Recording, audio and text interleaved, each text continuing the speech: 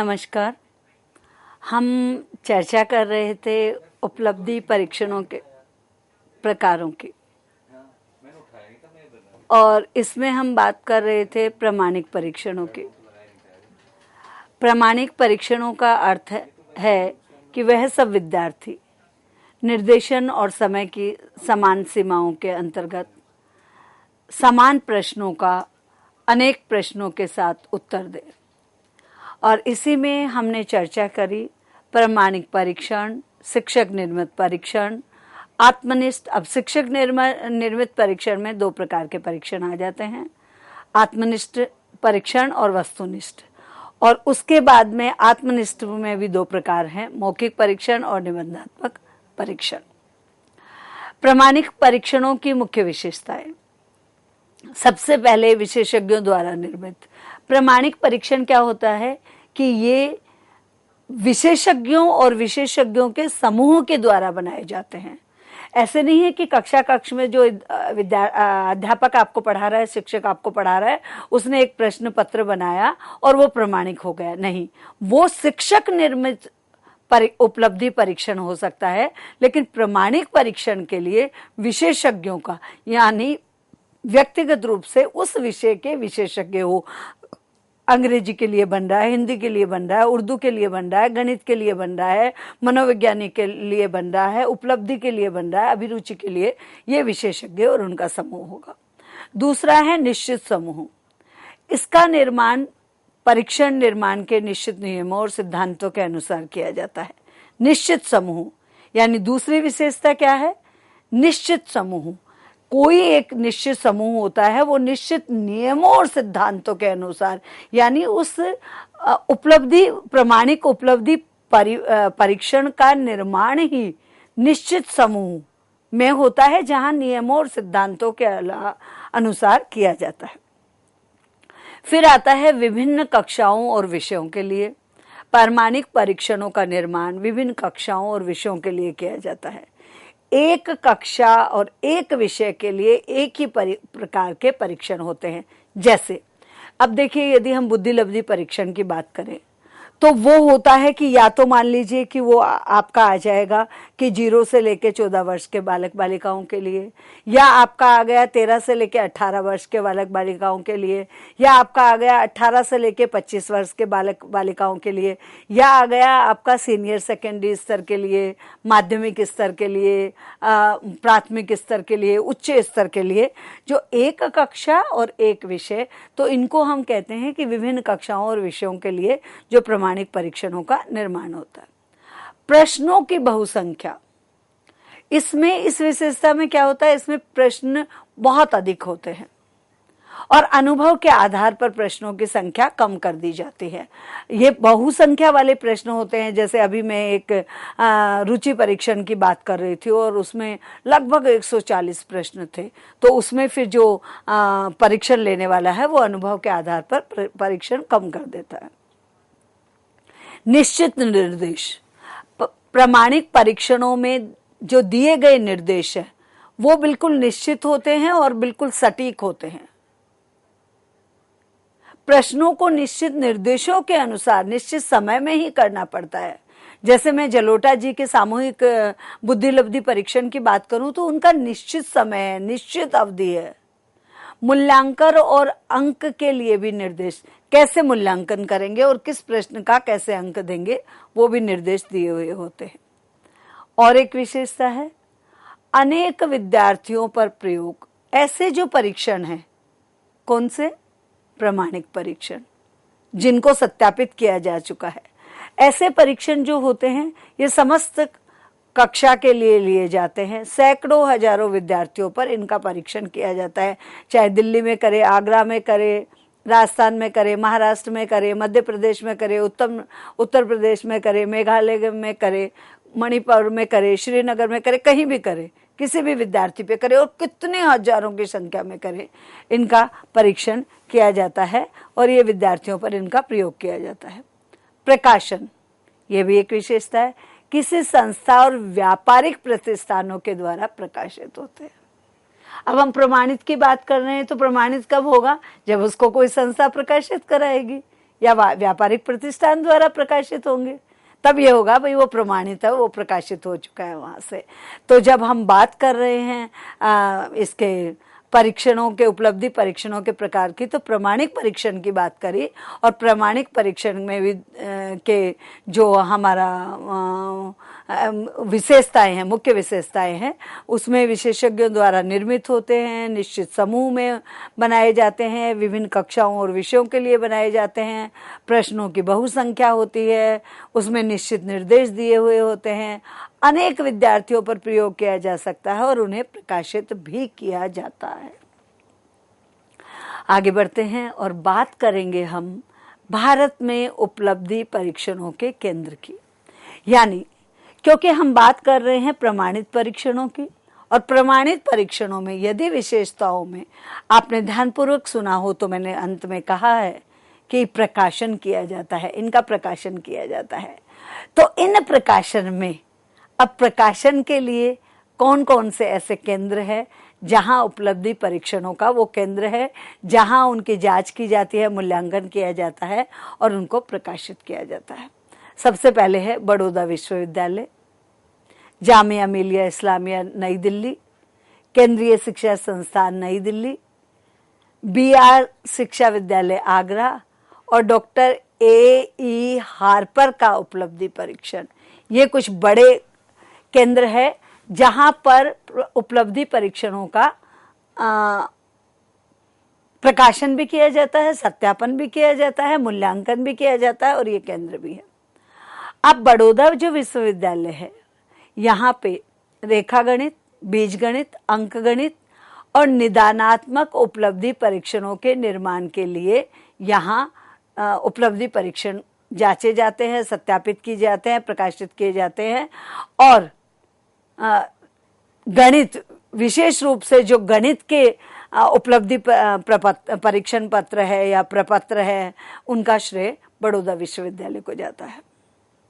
दूसरा है जामिया मिलिया। दिल्ली के विभिन्न ज्ञान उपलब्धि परीक्षणों का निर्माण किया जाता है। इसमें सामाजिक ज्ञान और हिंदी भाषा के परीक्षण विशेष रूप से, जब हम सामाजिक ज्ञान और हिंदी भाषा के उपलब्धि परीक्षणों की प्रकाशन की, उनकी सत्यापन की, उनके मानकीकृत की, उनकी प्रमाणिकता की बात करेंगे तो जामिया का नाम मुख्य रूप से लिया जाता है। केंद्रीय शिक्षा संस्थान ने भी उपलब्धि परीक्षणों के निर्माण में अपना विशेष योगदान दिया है।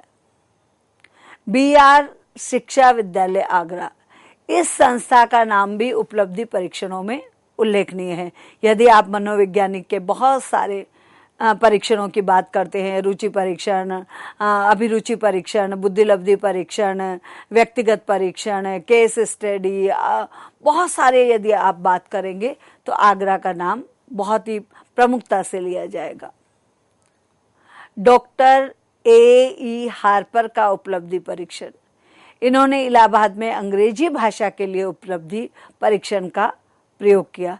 यानी जब हम अंग्रेजी की बात करेंगे तो अंग्रेजी की बात में हमारे सामने आएगा, जैसे कि हमने सबसे पहले बात करी थी कि गणित के लिए यदि हम किसी विश्वविद्यालय का नाम ले रहे हैं तो गणित के लिए कौन सा विश्वविद्यालय था? गणित के लिए हमने कहा था बड़ौदा विश्वविद्यालय, और सामाजिक ज्ञान और हिंदी के लिए जामिया। ऐसे ही जब अंग्रेजी भाषा के उपलब्धि परीक्षणों का उल्लेख किया जाएगा तो डॉक्टर AE हार्पर की उपलब्धि परीक्षण को जरूर याद में रखा जाएगा। उपलब्धि परीक्षण में हमारा जो दो भाग हमने किए थे, एक प्रमाणिक था और दूसरा अध्यापक निर्मित परीक्षण था। शिक्षक निर्मित परीक्षण सामान्य रूप से छात्रों की कक्षा की उपलब्धि के परीक्षण, शिक्षण द्वारा अपनाई गई शिक्षण पद्धति और स्कूल के अन्य पाठ्यचर्या कार्यक्रमों के मूल्यांकन के लिए तैयार और प्रशासित किए जाते हैं। शिक्षक द्वारा निर्मित परीक्षा अपने उद्देश्य को हल करने के लिए शिक्षक के हाथ में सबसे मूल्यवान उपकरण में से एक है। शिक्षक निर्माण परीक्षण ये क्या करते हैं? यहाँ पे स्कूल के पाठ्यक्रम का मूल्यांकन करने के लिए इनको किया जाता है और देखा जाता है कि शिक्षक अपनी परीक्षा परीक्षा लेके उद्देश्यों को प्राप्त करने में कितना सफल हो गया, और ये उसके हाथ में सबसे बड़ा मूल्यवान उपकरण है। अध्यापक निर्मित परीक्षणों की विशेषताएं क्या क्या हैं? सबसे पहली विशेषताएं हैं कि परीक्षणों की वस्तुओं को कठिनाई के क्रम में व्यवस्थित किया जाता है। कठिनाई के क्रम में, यानी पहले परीक्षणों की वस्तुओं को कठिनाई के क्रम में व्यवस्थित किया जाता है, यह शिक्षक परीक्षण की है। दूसरा, शिक्षकों द्वारा तैयार किए जाने वाले उपलब्धि परीक्षणों में उपयोग निदान और निदान के उद्देश्यों के लिए किया जाता है। यानी निदान और निदान के उद्देश्य, यानी जो कठिनाई आ रही है उसका निदान हो जाए, और उन निदानों के भी हम उद्देश्य निर्धारित कर लेते हैं। यह अध्यापक निर्मित परीक्षणों की विशेषता है। परीक्षण में संपूर्ण सामग्री क्षेत्र शामिल है और इसमें बड़ी संख्या में आइटम शामिल होते हैं। जब उपलब्धि परीक्षण लिया जाता है जो शिक्षक निर्मित होता है, तो सारा पाठ्यक्रम, संपूर्ण सामग्री से तात्पर्य यहाँ सारे पाठ्यक्रम का है, सारा पाठ्यक्रम सम्मिलित होता है, और इसमें बहुत सारे यानी निबंध बुद्धि लब्धि पर आधारित होते हैं, ज्ञान पर आधारित होते हैं, रुचि पर आधारित होते हैं, क्रिया पर आधारित होते हैं, कौशल पर आधारित होते हैं, वो होते हैं। मदों की तैयारी ब्लूप्रिंट के अनुसार होती है। मद यानी ज्ञान पर आधारित आपने कितने लिए, स्मृति पर आधारित आपने कितने लिए, सृजन पर आधारित आपने कितने लिए, कौशल पर आधारित कितने लिए, इसका एक खाका बनाया जाता है, ब्लूप्रिंट बनाया जाता है। परीक्षण निर्माण किसी एक व्यक्ति का व्यवसाय नहीं, बल्कि यह एक सहकारी प्रयास है। यानी सहकारी, यानी कोई एक ऐसे नहीं है कि एक आदमी, सब अपना अपना विषय पढ़ाते हैं और सब इसको बनाते हैं, जो शिक्षक निर्मित होता है। व्यवसाय नहीं है, जो पढ़ा रहा है वो उपलब्धि परीक्षण का निर्माण भी करेगा। शिक्षक निर्मित परीक्षण एक मानकीकृत परीक्षण के सभी चरणों को शामिल नहीं करता। मानकीकृत परीक्षण यानी मानकीकृत के कुछ चरण अलग है और शिक्षक निर्माण के अलग है, थोड़ा सा अंतर है। शिक्षक निर्मित परीक्षाओं को रचनात्मक मूल्यांकन के लिए एक उपकरण के रूप में भी नियोजित किया जाता है। यानी अध्यापक जो उपलब्धि परीक्षण बनाता है उसको रचनात्मक मूल्यांकन के रूप में भी प्रयोग में किया जाता है। इन परीक्षणों की तैयारी और प्रशासन किफ़ायती होते हैं। इसमें ज़्यादा पैसे नहीं लगते कि आपने एक्सपर्ट को बुलाया, विशेषज्ञों को बुलाया, फिर उनसे रिव्यू करवाया, उसके बाद प्रकाशित कराया, ऐसा नहीं होता, तो किफ़ायती है। किसी दिए गए विषय में छात्र की उपलब्धि और दक्षता का पता लगाने के लिए शिक्षक के द्वारा परीक्षण विकसित किया जाता है। शिक्षक निर्मित परीक्षण कम से कम अनुसंधान उद्देश्यों के लिए उपयोग किए जाते हैं। यानी अनुसंधान के लिए ये नहीं होते, इनकी बहुत कम उपयोगिता है। उसके पास मानदंड नहीं है, जबकि मानकीकृत परीक्षणों के लिए मानदंड प्रदान करना काफी आवश्यक है। यानी शिक्षक जब कोई उपलब्धि प्रपत्र बनाता है तो उसको कोई मानदंड नहीं दिया जाता, लेकिन जो मानकीकृत और प्रमाणिक है उसमें मानदंड की प्रधानता होती है। अब हम बात कर रहे हैं शिक्षक निर्मित उपलब्धि परीक्षण में ही आत्मनिष्ठ परीक्षण की। अध्यापक निर्मित परीक्षण में आत्मनिष्ठता की प्रधानता पाई जाती है, जबकि श्रेष्ठ परीक्षण में वस्तुनिष्ठता का होना आवश्यक है। यानी अध्यापक निर्मित है तो वो आत्मनिष्ठ है, लेकिन यदि हम श्रेष्ठता की बात करते हैं तो वस्तुनिष्ठ का होना आवश्यक है। इसमें उत्तरों के अंकन में परीक्षक के विचारों, धारणाओं, मानसिक स्तर, मनोदशा, मनोवृत्तियों आदि का बहुत प्रभाव पड़ता है। इसमें उत्तर पुस्तिकाओं के अंकन के लिए वस्तुनिष्ठ परीक्षाओं के समान कोई उत्तर तालिका नहीं होती है, जिसको आधार बनाकर सभी परीक्षक उत्तर पुस्तिकाओं का अंकन कर सके। कुछ परीक्षक सहृदय होने के कारण अधिक नंबर दे देते हैं और कुछ कठोर होने के कारण कम दे देते हैं। कुछ आलसी और लापरवाह होने के कारण उत्तरों को पढ़ते नहीं हैं और कुछ अव्यवस्थित ढंग से अंक प्रदान करते हैं। इन सब कारणों के फलस्वरूप इस प्रणाली में आत्मनिष्ठता की मात्रा अत्यधिक मिलती है। कुल मिला के यदि आप इसको समझना चाहते हैं तो आप इसको ऐसे समझ लेते हैं कि जो आत्मनिष्ठ होता है उसमें विद्यार्थी अपनी तरफ से जो जो उसका अनुभव है, जो उसका ज्ञान है, जो उसने महसूस किया, वैसा वो लिख रहा है। लेकिन हो सकता है अध्यापक कोई और भाषा सुनना चाह रहा हो, वो कोई और ढंग से सुनना चाह रहा हो, उसको वो चीज़ पसंद नहीं हो। अभी मान लीजिए कि हमने एक छोटा सा आत्मनिष्ठ प्रश्न आता है और उस प्रश्न में लिखा जाता है कि पौष्टिक भोजन क्या है। अब पौष्टिक भोजन में हो सकता है कोई विद्यार्थी केवल फल ही लिखे और वो सभी लिखे, और कोई विद्यार्थी उसमें और कोई चीज़ लिख दे। तो वहाँ अध्यापक को क्या पसंद है ये चीज़ भी उसमें आती है। उसके अलावा अध्यापक की इच्छा, कम नंबर देने हैं, अधिक नंबर देने हैं, आलस आ गया, ढंग से नंबर नहीं दिए, ये सब चीज़ें शामिल रहती है। दूसरा है वस्तुनिष्ठ परीक्षण। वस्तुनिष्ठ परीक्षणों का विकास करने का अभिनंदनीय कार्य J.M. राइस ने किया था। उसने इन परीक्षणों का ये रचना, प्रयोग और अंकन आदि के संबंध में अनेक मौलिक कार्य किए थे।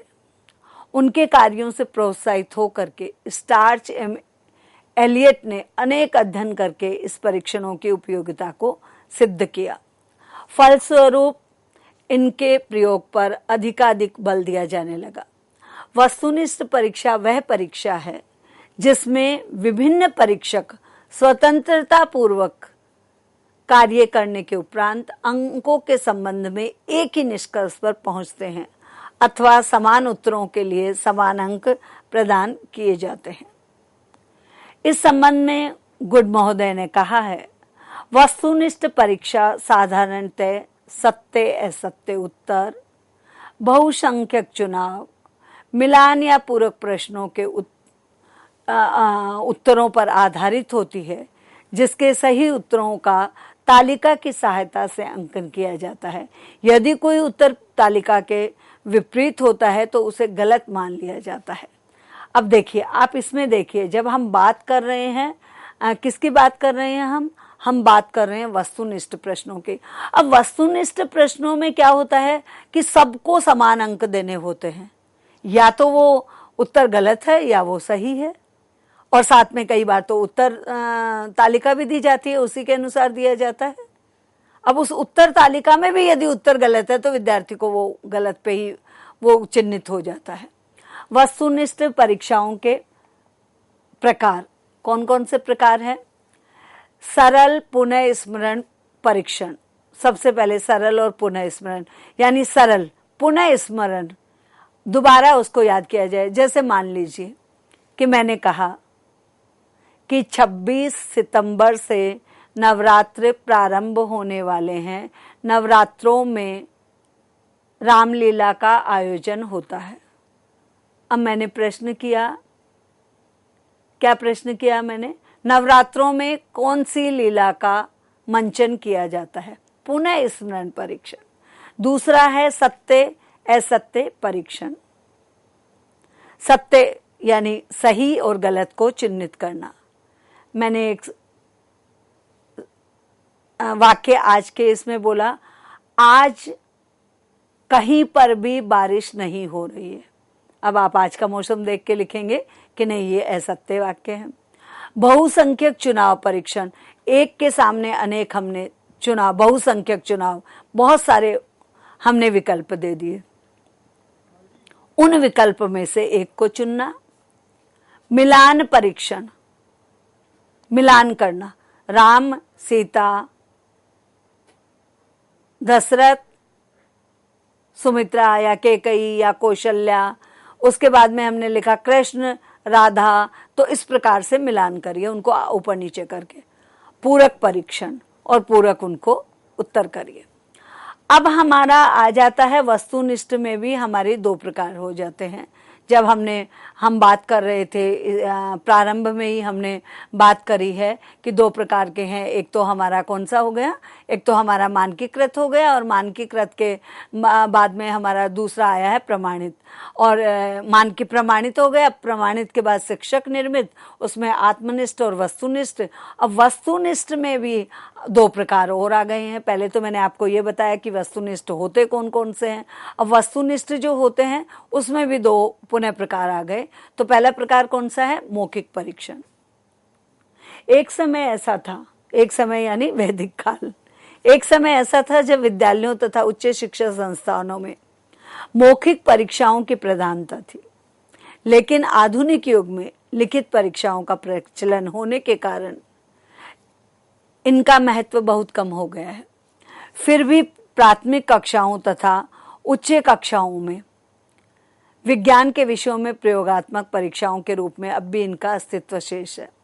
मौखिक परीक्षा का मूल्यांकन करते हुए राइट स्टोन ने कहा है, मौखिक परीक्षा कितनी भी अच्छी क्यों न हो, छात्रों को अंक प्रदान करने के लिए एक निम्न साधन है।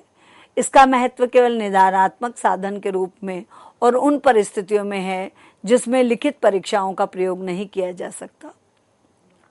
देखिए, वैदिक काल में जब हमारे पास लाइब्रेरी नहीं थी, कोई लिखित सामग्री नहीं थी, तो मौखिक परीक्षाओं का ही आया, क्योंकि गुरुजी जो है वो मौखिक व्याख्यान देते थे, प्रवचन देते थे, और विद्यार्थियों को मौखिक परीक्षाएं दी जाती थी। अभी भी अगर कोई टेक्निकल सब्जेक्ट है जहाँ पे एक्सपेरिमेंट करने की ज़रूरत है, या कोई जैसे आईटी का क्षेत्र है, या कोई बाकी जो विज्ञान के विषय हैं, वहाँ प्रयोगात्मक ही मौखिक ही होता है वहाँ पर। दूसरा है निबंधात्मक परीक्षण। सर्वाधिक प्रचलित उपलब्धि परीक्षण है। इसमें शिक्षक बनाता है और प्रश्नों के उत्तर को निबंध के रूप में देना पड़ता है, इसलिए इसको निबंधात्मक परीक्षा का ही प्रचलन कहा जाता है। इस परीक्षा प्रणाली में छात्रों को कुछ प्रश्न दिए जाते हैं जिनके उत्तर उनको निर्धारित समय में लिखने पड़ते हैं। निबंधात्मक यानी अध्यापक ने प्रश्न पत्र बना दिया, 15-15 नंबर के 5 प्रश्न दे दिए और कह दिया कि प्रत्येक प्रश्न का उत्तर 1000 शब्दों में दिया जाना है, और उन उत्तरों को निबंध के रूप में विद्यार्थी को लिखना होता है, और 3 घंटे की अवधि विद्यार्थी को दी जाती है। ये हो गया हमारा निबंधात्मक प्रश्न। तो इस प्रकार से जब हम निर्देशन और परामर्श की बात कर रहे हैं, तो निर्देशन और परामर्श में किसी भी परामर्शदाता को, किसी भी निर्देशन देने वाले को, जब तक वह विद्यार्थी के या निर्देशन लेने वाले के व्यक्तित्व के सभी पहलुओं का मूल्यांकन नहीं कर लेगा, वो सटीक निर्देशन और परामर्श नहीं दे सकता। और अब इस चर्चा में हमने बात करी उपलब्धि परीक्षणों के प्रकारों की, जिसमें प्रामाणिक परीक्षण, शिक्षक निर्मित परीक्षण। शिक्षक निर्मित परीक्षण 2 प्रकार के होते हैं, आत्मनिष्ठ और वस्तुनिष्ठ। और फिर आत्मनिष्ठ परीक्षण भी 2 प्रकार के होते हैं, एक मौखिक परीक्षण और एक निबंधात्मक परीक्षण। प्रामाणिक परीक्षणों की मुख्य विशेषताएं हैं, ये विज्ञान विशेषज्ञों द्वारा बनाए जाते हैं, निश्चित समूह का इन पर अधिकार होता है, विभिन्न कक्षाओं और विषयों के लिए बनाए जाते हैं, प्रश्नों की संख्या बहुत होती है इनमें, इनके लिए निश्चित निर्देश भी दिए जाते हैं, और इनको अनेक विद्यार्थियों पर प्रयोग किया जाता है। और अंत में जो सबसे महत्वपूर्ण बात है वो यह है कि इनका प्रकाशन भी किया जाता है। भारत में कुछ मुख्य केंद्र है जहां पर इन उपलब्धि परीक्षणों का प्रकाशन होता है या बनते हैं, वो है बड़ौदा विश्व, या प्रमाणित होते हैं, वो है बड़ौदा विश्वविद्यालय, जामिया विद्यालय, केंद्रीय शिक्षा संस्थान, BR शिक्षा विद्यालय आगरा, और डॉक्टर AE हार्पर का उपलब्धि परीक्षण। बड़ौदा में गणित पर काम होता है, जामिया में सामाजिक ज्ञान और हिंदी पर काम होता है, केंद्रीय शिक्षा संस्थान में भी परीक्षणों पर काम होता है, आगरा में भी बहुत सारे मनोवैज्ञानिक परीक्षणों पर काम होता है, और डॉक्टर AE हार्पर में अंग्रेजी भाषा पर कार्य होता है। अध्यापक निर्मित परीक्षण वो होते हैं जो अध्यापक के द्वारा बनाए जाते हैं, और अध्यापक के द्वारा बनाए जाने वाले जो परीक्षण है उनकी विशेषता होती है कि वो कठिनाई के क्रमशः होते हैं, उनका निदानों का उद्देश्य भी करना होता है, पूरा पाठ्यक्रम शामिल होता है, ब्लूप्रिंट तैयार करना पड़ता है और एक सहकारी प्रयास होता है। मानकीकृत के चरणों को इसमें पूरी तरह से शामिल नहीं किया जाता है, इसमें रचनात्मक मूल्यांकन भी किया जाता है, ये किफ़ायती भी होता है और साथ ही साथ इससे बालक की दक्षता का भी पता लगता है। और लेकिन ये अनुसंधान के लिए काम में नहीं लिया जाता है और इसमें मानकीकृत परीक्षणों की तरह मानदंड की व्यवस्था नहीं होती है। आत्मनिष्ठ परीक्षण जो होते हैं वो आत्मनिष्ठ परीक्षण में कहीं ना कहीं जो शिक्षक है उसके विचारों, धारणाओं, मानसिक स्तर, मनोदशा, मनोवृत्ति का प्रभाव पड़ता है और अपने अपने तरीके से आत्मनिष्ठ में उत्तरों का अंक दिए जा सकते हैं। कुछ अध्यापक अच्छे अंक देते हैं, कुछ कम अंक देते हैं, कुछ लापरवाही से देते हैं। तो इसमें ये एक जिसे कहें ना कि इसको हम बहुत अच्छा नहीं मानते हैं। और वस्तुनिष्ठ में कोई कैसे भी कुछ भी करे, जो इनकी शुरुआत जे.एम. राइस ने करी थी, कोई कुछ भी हो, अंक तालिका सबकी एक जैसी है तो सबको समान नंबर देने होते हैं। और जो जे.एम. राइस जी के कार्यों से प्रभावित होकर के, प्रोत्साहित होकर के स्टार्च और एलियट ने भी इसके लिए अध्ययन केंद्र में बहुत ही ये उपयोगी साबित हुआ। इनमें स्वतंत्रता है, विभिन्न स्वतंत्रता पूर्वक कार्य करते हैं लेकिन नंबर एक जैसे ही देने होते हैं। और उसके बाद में वस्तुनिष्ठ परीक्षणों के प्रकार हैं, स्मरण परीक्षण है, सत्य असत्य है, बहुसंख्यक है, मिलान है, पूरक है। सही कहें तो रिक्त स्थानों की पूर्ति करो, सही गलत का चुनाव करो, मिलान करो, अनेक शब्दों के स्थान पर एक शब्द लिखो, आदि आदि। मौखिक परीक्षा वो है जिसमें कोई प्रश्न पत्र देने की बजाय जो हमारे तकनीकी के विषय हैं या अन्य प्रयोगात्मक विषय हैं उनकी मौखिक परीक्षा ली जाती है। और दूसरी निबंधात्मक परीक्षा है। निबंधात्मक परीक्षक में शिक्षक प्रश्न पत्र का तैयार करता है और एक निश्चित समय सीमा में विद्यार्थी को निबंधात्मक प्रश्न का उत्तर लिखना पड़ता है। तो आज का जो हमारा ये व्याख्यान था वो था निर्देशन एवं परामर्श में मनोवैज्ञानिक परीक्षणों की अनिवार्यता और आवश्यकता पर हमारी ये विशेष चर्चा थी। और इस चर्चा में आज हमने उपलब्धि परीक्षण पर विस्तृत चर्चा करी। मैं अपेक्षा रखती हूँ कि आप इसे आत्मसात कर रहे हैं। नमस्कार, धन्यवाद।